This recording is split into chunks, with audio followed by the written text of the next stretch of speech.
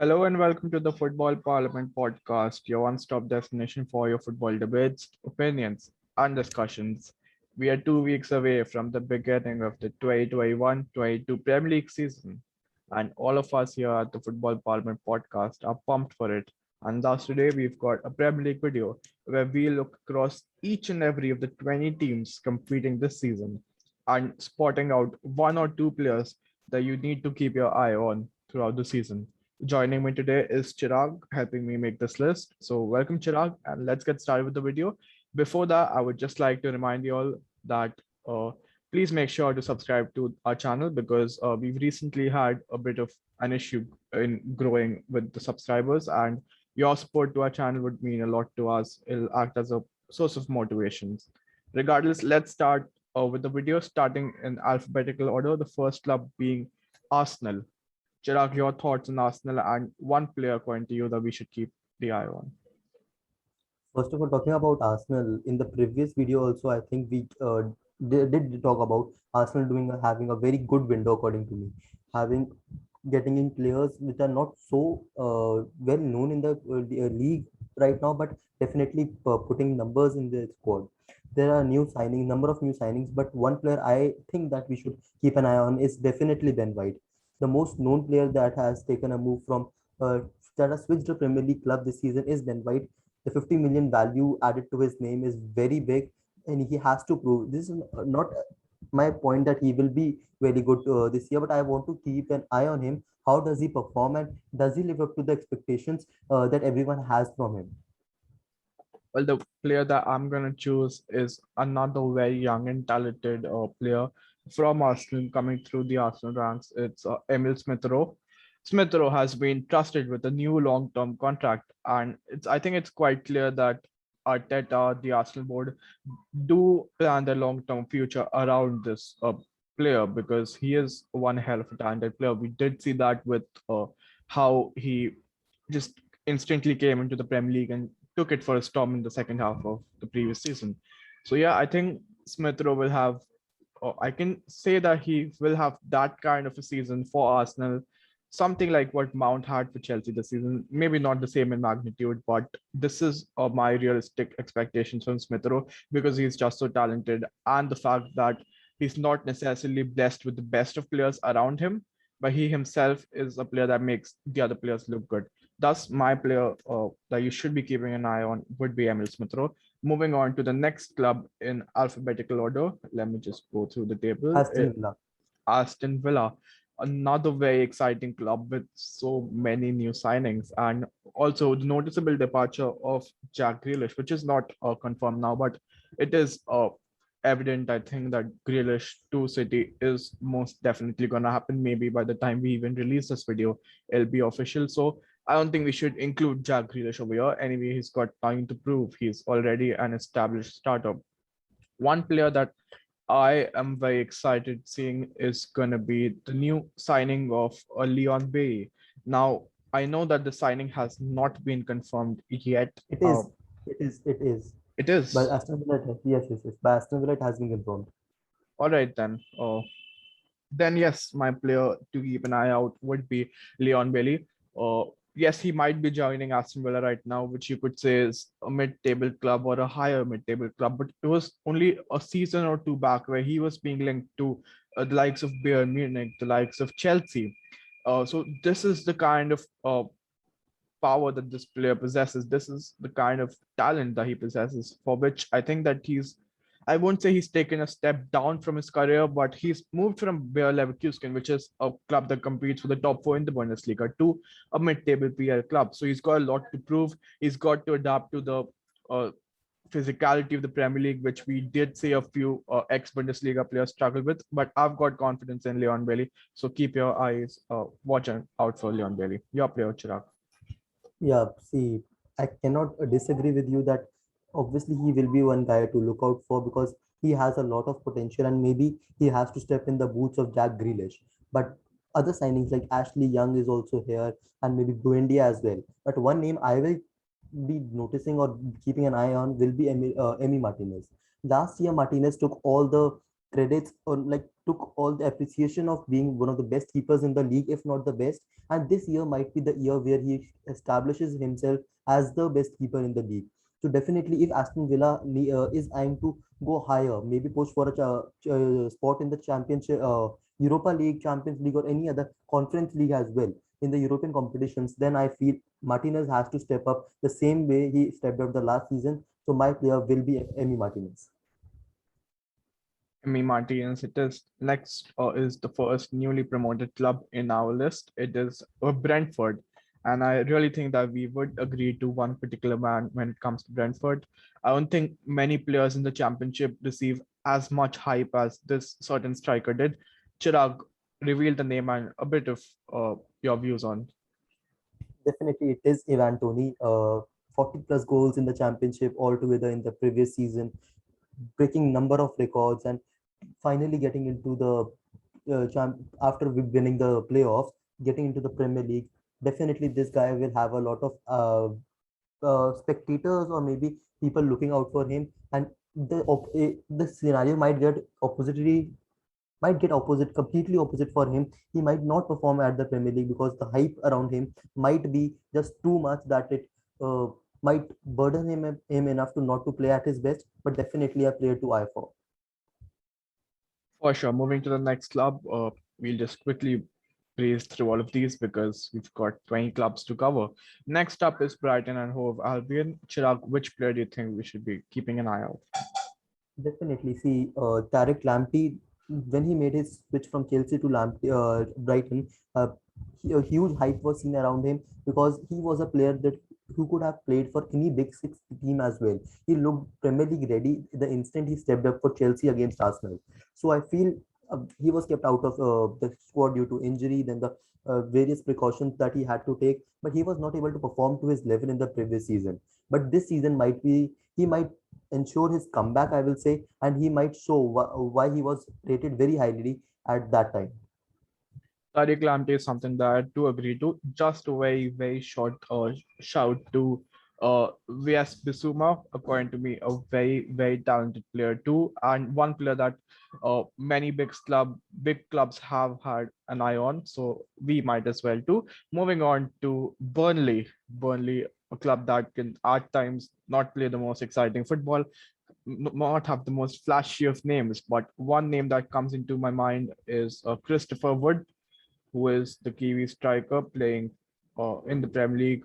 One tall man, I think he's 6 foot 6 and had an amazing end to last season.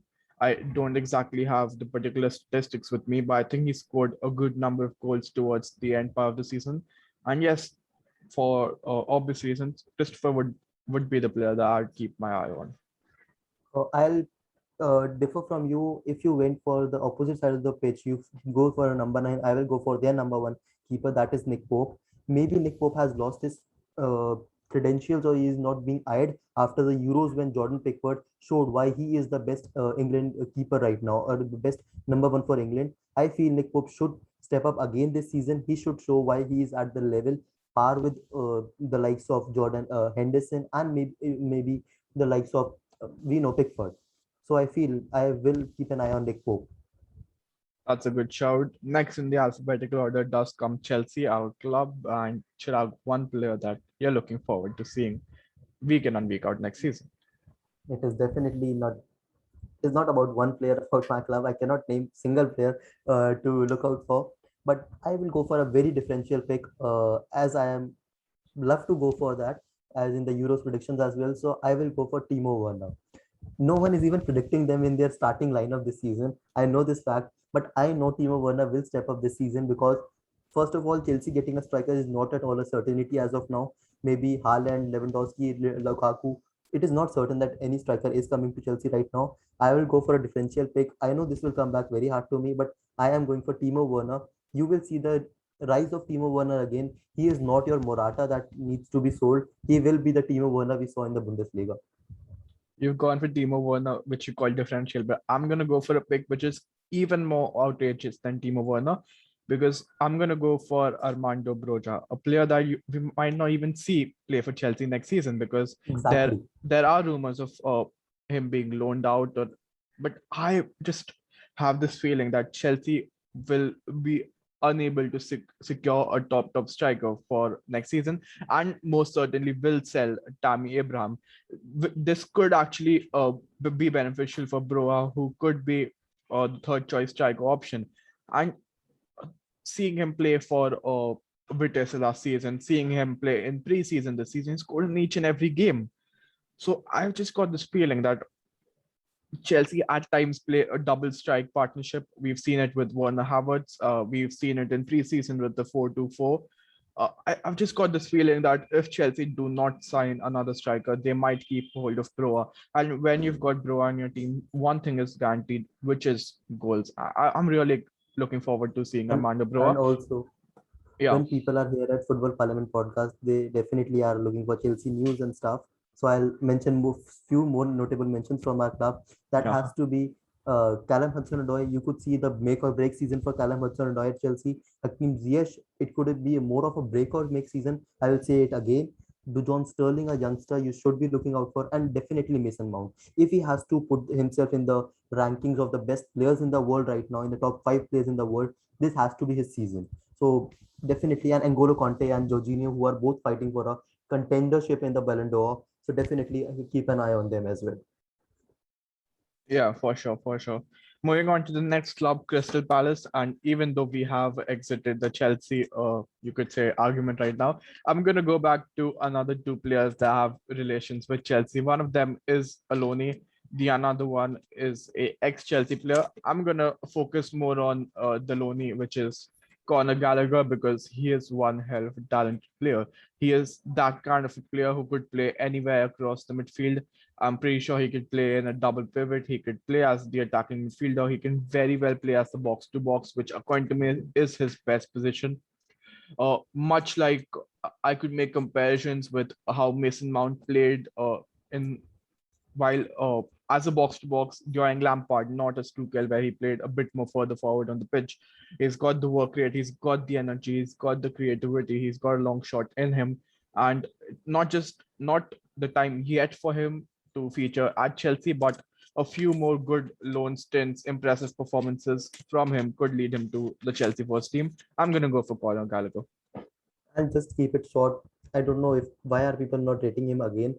Albrecht Eze, when he made his move last year from the Yeah, Championship to Premier League, he proved in the latter half of the season that what he is made up of.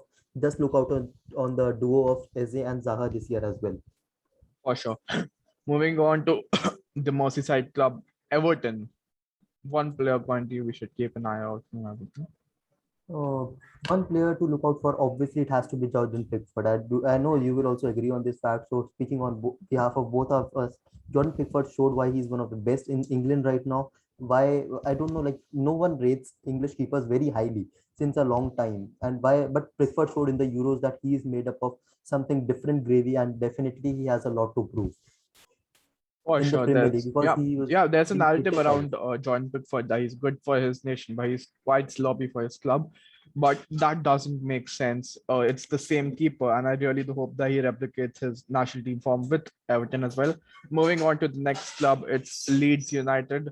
I'm gonna go for the player that actually shined for Leeds last season as well, and I expect him to have even better this season. I'm gonna go for Rafinha. I think he's quick, he's skillful, he can beat his man easily, he can curve the shots in quite well. He's got a goal in him. He's always looking to create for others, and I'm really excited to see Rafinha play this season. What about you? No, I'll not go with Rafinha. I'll go for Bamford again. Last year, he was scoring goals, but was not in contention for the Euros. He still has that scar on himself that he was not selected among the top 26 players for England in the Euros, and I feel that he will prove Southgate wrong. That he was wrong to not take him alongside him.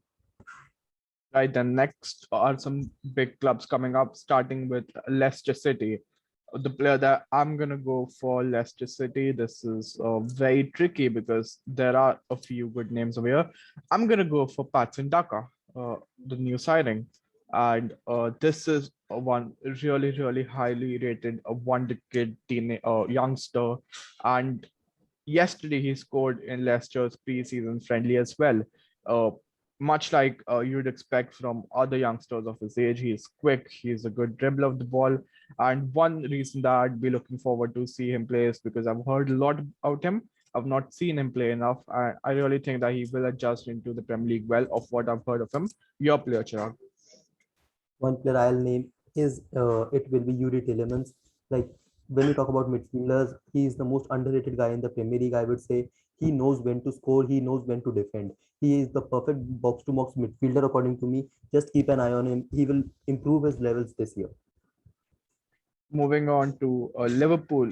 Liverpool, I think they haven't made many new signings. I think the only noticeable one is Ibrahim Konate. Konate in center defense. But I'm gonna go for Sadio Mane. I think Sadio Mane, after it's a quite a differential choice as we mentioned, but after 2 to 3 amazing seasons where he was being put in the category of one of the best wingers in the world, he had done extremely poor last season. But I've got this feeling that form is temporary, class is permanent. Sadio Mane is one classy player. I really think that he will bounce back for Liverpool this season. Your player. Definitely, if you have to say Mane is a differential, we know how bad his season went the previous season, so a good choice. But I'll go for Van Dijk, the returning Van Dijk, the best defender in the league, and I do not even hesitate while saying this. Being a Chelsea fan, Van Dijk is the one I will be looking for. But the only thing I want to see is the player returning after injuries. We have seen players losing their form, losing their temperament after coming from injury. So I want to see does Virgil van Dijk has that X factor in him again that allows Liverpool to be the best team in the England in the country as well as in the Europe. So I will just look on to him. Next up is the current Premier League champions, which is Manchester City, the defending champions. I mean, which player from Manchester City, Chirag? Again, the thing I was saying for Chelsea, this is something you cannot go for a single player to look out for Man City. They have a lot of players in different areas, and with the signings they are making, they are going for Harry Kane or Jack Grealish. I really can't name them right now because the deals are not done. But one player I will say is I will go for a differential again here, and I'll go for Riyad Mahrez. Like many people are even saying that he should be sold, but the way he was performing, he was the best guy for the City in the last phase when they had to play the big competitions, the Premier League endings part, and maybe the Champions League final as well.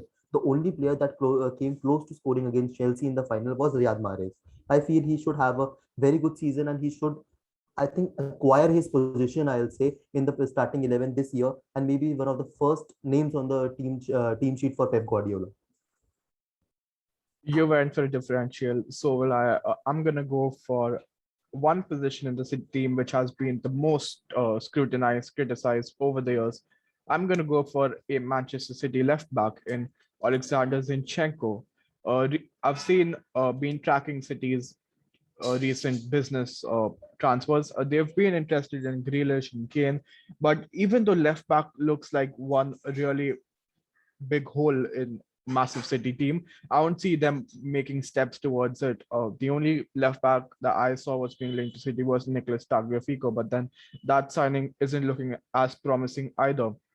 I think So Nuno Mendes is also linked with them. I really don't know he is, the but rest. the links aren't strong. If you see the stronger links out of Grealish and Kane.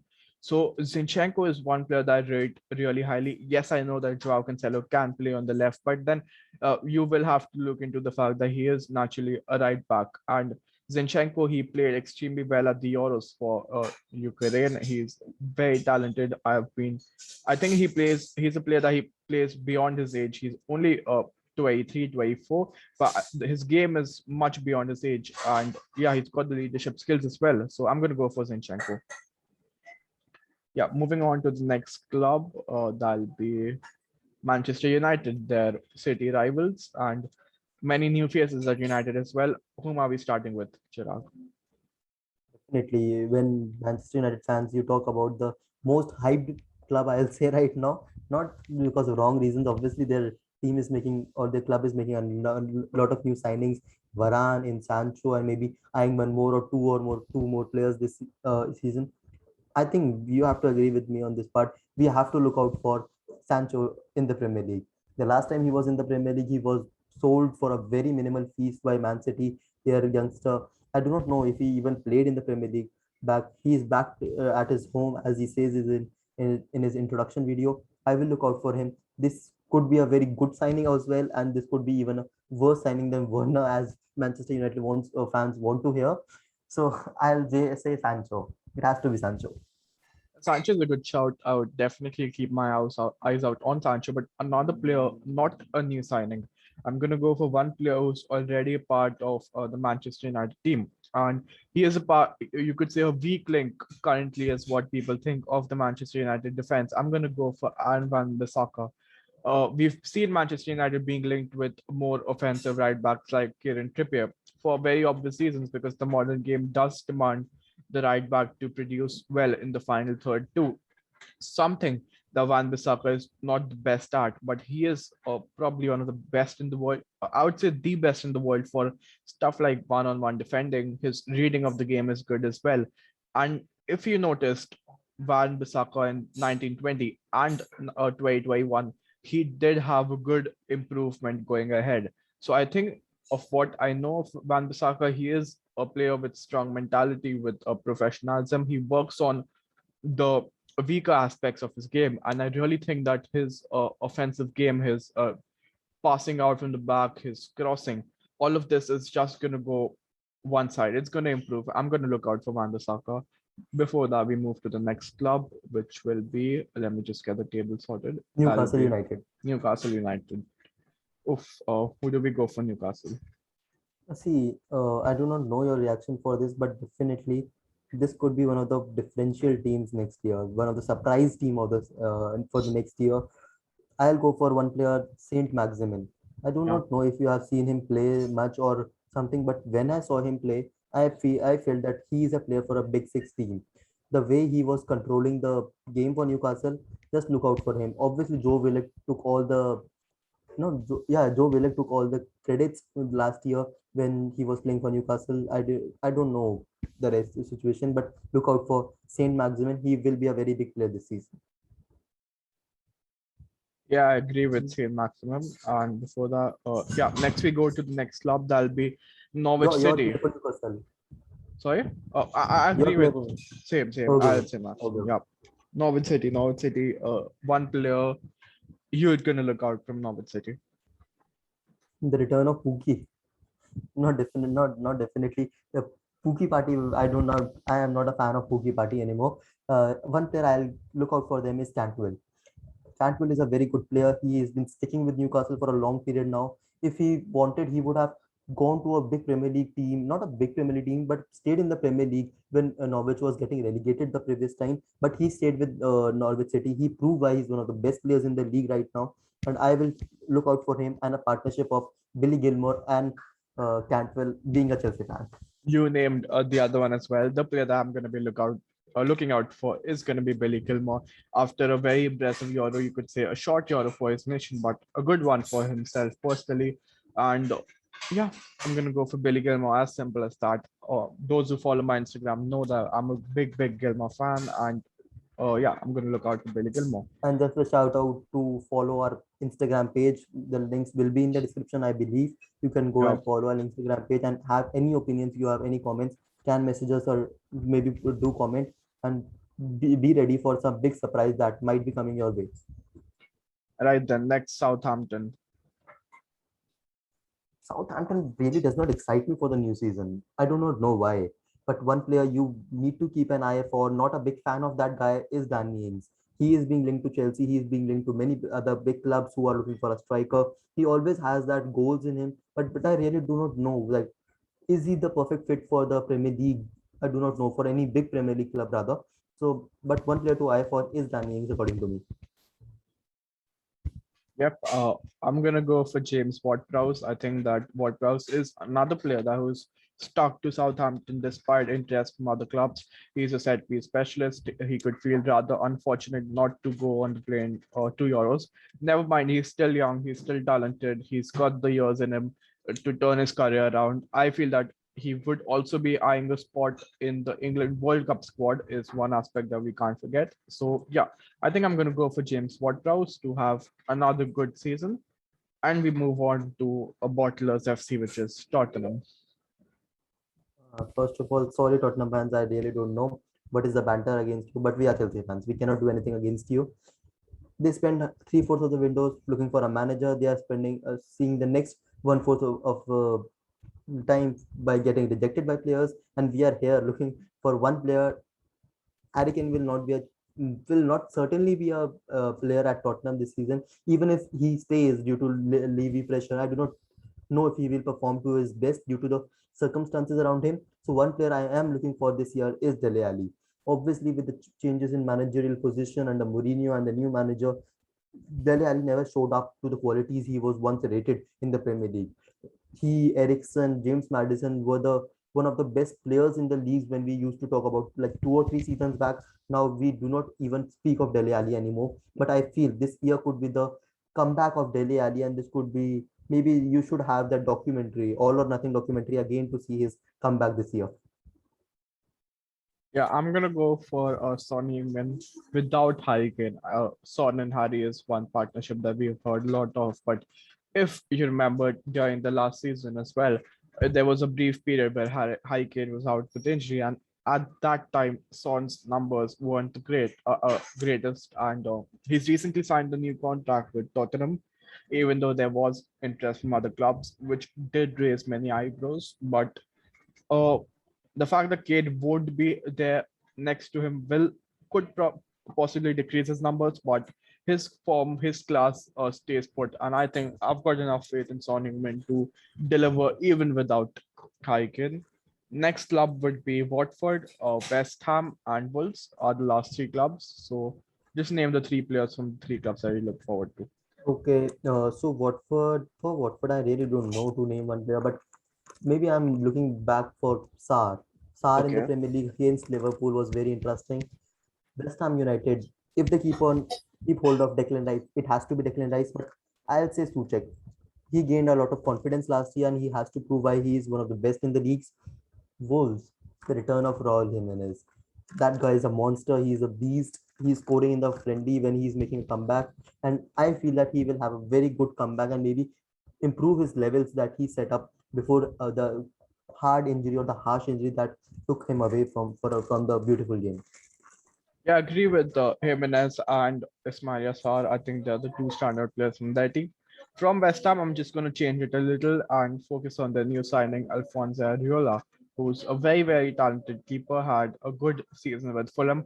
You could say that he's one player that fell off the top a little. He is obviously a World Cup winner.